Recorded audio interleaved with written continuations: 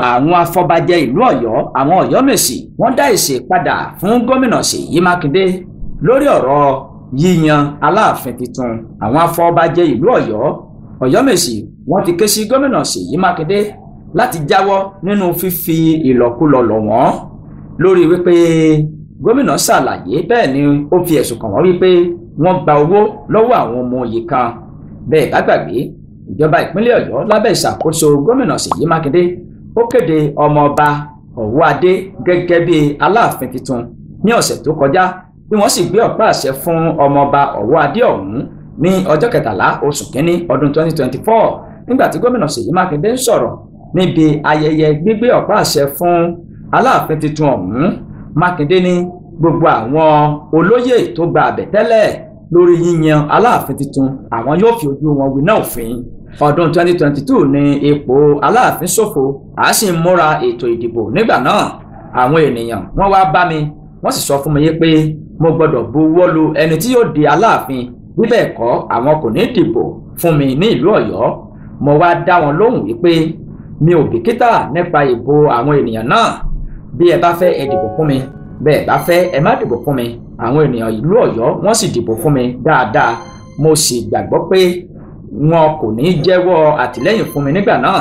Ẹ jẹ́ kí n sáré sọ ní ṣókí nípa àwọn tó fẹ́ dojú àṣà àti ìṣe ìlú Ọ̀yọ́ bolẹ̀. Ìjọba kò ní ìsinmi, a ó fi ojú wọn balẹ̀ ẹjọ́, wọn yóò sì fojú winá òfin lórí ọ̀rọ̀ owó tí wọ́n gbà. Àyàfi bí wọ́n bá padà lọ bá kábíyèsí tuntun bí wọ́n sì tọrọ àforíjì. Bí kábíyèsí bá ti foríjì wọ́n, èmi tìkálára mi èmi náà yóò foríjì wọ́n.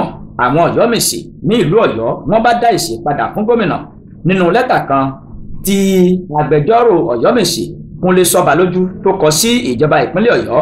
Ó fẹ̀sùn kan gómìnà ìpínlẹ̀ Ọ̀yọ́ wípé ó sọ̀rọ̀ òdì láti tàbùkù àwọn Ọ̀yọ́mèsì tó di òpó àṣà àti ìṣe ìlú Ọ̀yọ́ mú.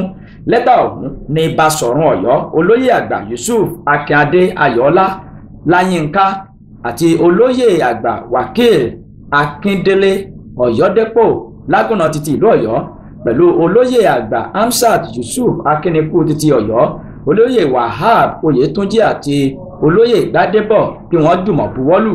Nínú lẹ́tà náà tó tẹ àwọn oníròyìn lọ́wọ́, àwọn Ọ̀yọ́mèsì wọ́n kọminú lórí ọ̀rọ̀ tí gómìnà sọ ní ìta gbangba, tó sì fẹ̀sùn kan àwọn Ọ̀yọ́mèsì wípé wọ́n gba rìbá, wọ́n sì tún gba owó àbẹ̀tẹ́lẹ̀ láti yan ọmọ oyè sórí ipò Aláàfin.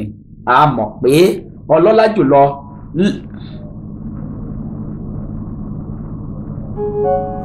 mọ̀ pé ọlọ́lá jùlọ ó lẹ́tọ̀ọ́ láti dúró ti ìgbésẹ̀ rẹ̀ ní ilé ẹjọ́, ṣùgbọ́n à ń rọ gómìnà láti pèsè ẹ̀rí lórí gbogbo ohun tó sọ nípa Ọ̀yọ́mèsì. Ọ̀yọ́mèsì ní ìbọ̀wọ̀ fún ipò gómìnà ni a sì kọ lẹ́tà sí i. A ò fẹ́ bá a pariwo nítorí pé ó tàbùkù aṣọ àpọ́nlé tí àwọn wọ̀. À ń rọ gómìnà láti jáwọ́ nínú ohun tí kò mọ̀. Tí ẹ̀rí bá wà lọ́wọ́ gómìnà wípé àwọn afọbajẹ gba rìbá, wọ́n gba àbẹ̀tẹ́lẹ̀ láti yan ọmọoyè sórí ipò, kó mú ẹ̀kúnrẹ́rẹ́ ọ̀rẹ́ ọ̀hún jáde. Ọ̀yọ́mèsì ní àwọn rọ gómìnà ìpínlẹ̀ Ọ̀yọ́ láti ṣe sùúrù lórí ọ̀rọ̀ yìí, kó sì jẹ́ kí ilé ẹjọ́ yanjú ọ̀rọ̀ tó wà ní iwájú rẹ̀. Ọ̀yọ́mèsì dúró lórí òfin àti ìbọ̀wọ̀ fún ipò rẹ̀. À ń lérò wípé yóò fún wa ní ọ̀wọ̀ tó yẹ wá lórí ọ̀rọ̀ yìí.